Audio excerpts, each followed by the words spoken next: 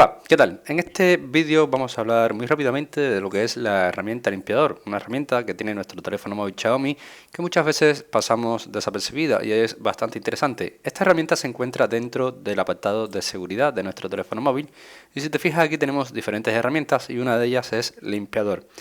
Esta herramienta lo que hace es escanear el sistema en busca de archivos innecesarios en la caché de nuestro teléfono móvil y también puede buscar archivos obsoletos, aplicaciones antiguas y otra serie de parámetros que nos ayudan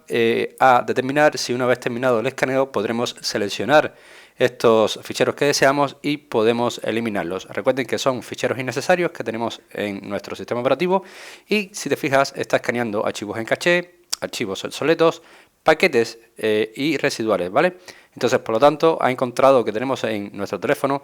una cantidad de archivos de 4,2 gigas, que se dice rápido, pero es bastante, y podemos totalmente, eliminarlo con cualquier confianza, porque son elementos o son archivos que se quedan almacenados en la caché de nuestro teléfono y están utilizando esta memoria innecesariamente. Así que nada, espero que este vídeo te haya gustado, te haya ayudado y si es así, como siempre te digo, te invito a que me dejes tu like, suscríbete a nuestro canal y por supuesto nos vemos en un siguiente vídeo.